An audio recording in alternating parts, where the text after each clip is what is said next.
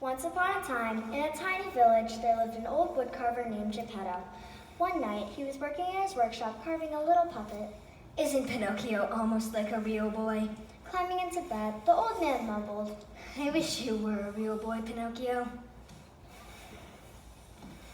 Jiminy Cricket had heard Geppetto's wish. He had seen how kind and gentle the woodcarver was, and felt sorry for him that his wish would never come true. Suddenly, a shimmering light filled the room, and a beautiful lady appeared.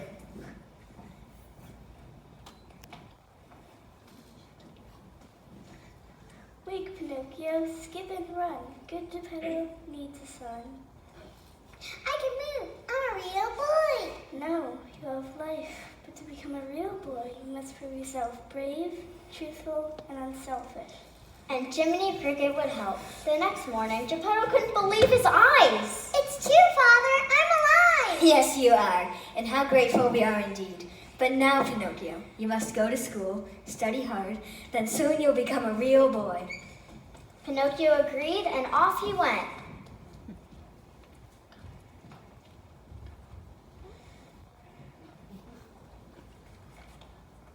Meanwhile, Jiminy Cricket had overslept. Pinocchio! Pinocchio! But it was too late.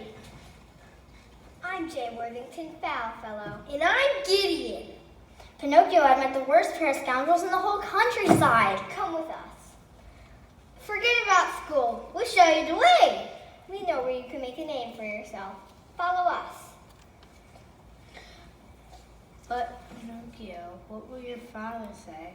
Father will be proud of me. Soon they came to a marionette theater run by a man named Stromboli. His eyes lit up when he saw Pinocchio. Well, what do we have here? Hey, boss. Looky, looky. A puppet with no strings. The audience will love him. And he's yours. For the price, of course. That night, Pinocchio sang and danced, and the audience cheered for more. But when Pinocchio started to head home, Stromboli locked him in a cage.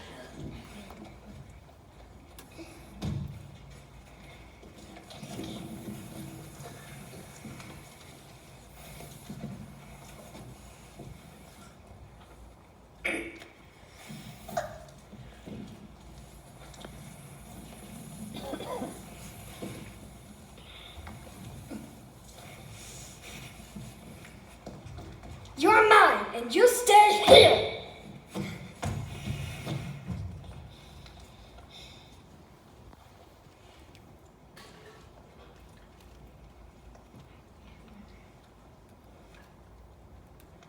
Oh, Jiminy, why did I go to school? I'll never see my father again. Oh, Pinocchio, I tried to tell you, but you didn't listen to me. Suddenly, the blue fairy appeared. I will help you this time, since you were truly sorry. Run home now, Pinocchio. Be a good son, or you'll never become a real boy.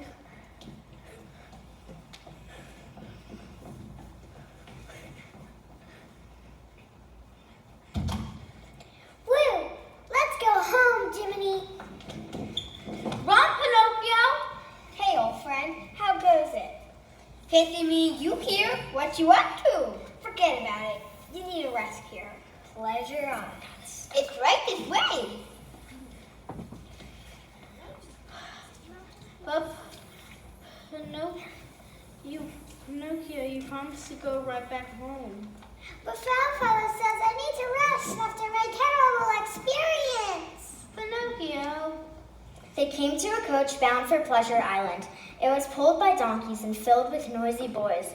As Pinocchio climbed aboard, Jiminy saw the evil-looking coachman slip Foulfellow and Gideon a heavy bag. Again they had sold Pinocchio. The coach arrived at Pleasure Island. The streets were paved with cookies and fountains sprouted lemonade. Oh,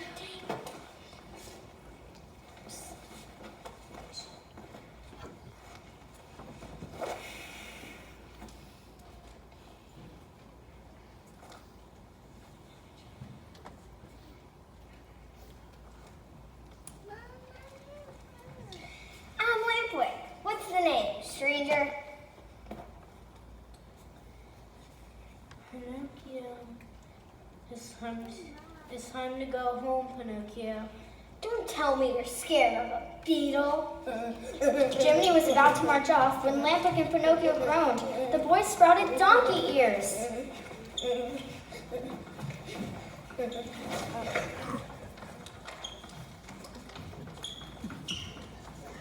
It's donkey fever. You're lazy, good-for-nothing boys, so you're turning into donkeys. Pinocchio and Lamplick ran trying to escape Pleasure Island, but Lamplick had already turned into a donkey. There was nothing they could do. Pinocchio followed Jiminy and dove deep into the sea to escape.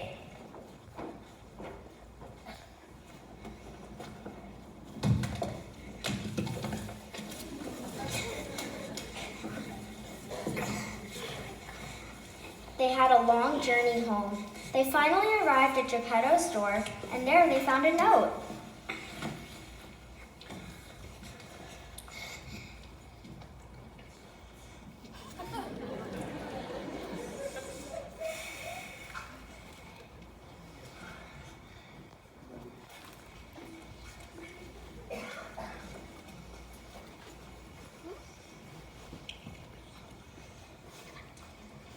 Dear Pinocchio, I heard you had gone to Pleasure Island, so I started off in a small boat to find you.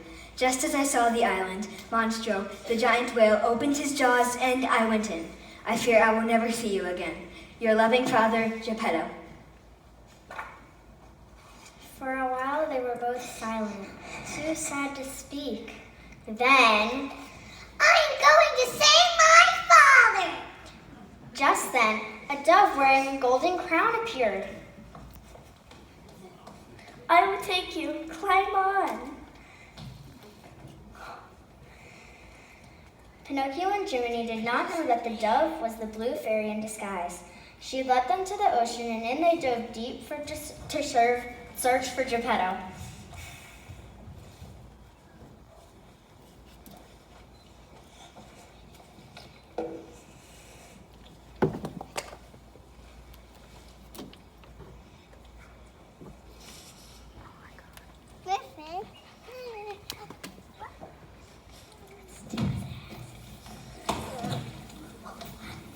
Meanwhile, Monster the Whale was floating on top of the sea, fast asleep. Geppetto had set up a home inside of his belly, and every day he would fish. But now that Monster was sleeping, no fish came in. If Monstro doesn't wake up, I'm afraid I will starve. Just then, Geppetto felt a nibble, but when the catch was landed, it was only a cookbook called How to Cook Fish. Suddenly, the whale moved. With it came a rush of water and a whole school of tuna. Geppetto was pulling out so many fish, he almost didn't notice Pinocchio getting pulled on board. Oh, my own dear son, is it really you? They were thrilled to see each other again. Now, if they could only get out of the whale. Pinocchio had a plan. Pinocchio lit a fire. They jumped onto a raft. Soon, Monstro gave a monstrous achoo! Out went the raft into the sea. The whale plunged after them, and the raft broke. I'm sinking! My son, save yourself! But the brave puppet kept him afloat as the waves swept them toward the shore. Geppetto lay on the beach, gratitude filling his heart. And then he saw Pinocchio lying beside him, still, cold, and pale. Geppetto prayed. Suddenly, a ray of starlight appeared.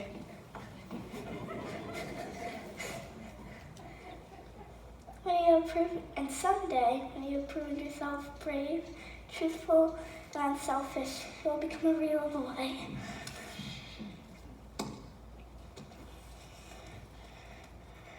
Father, look at me! The blue fairy's promise had come true.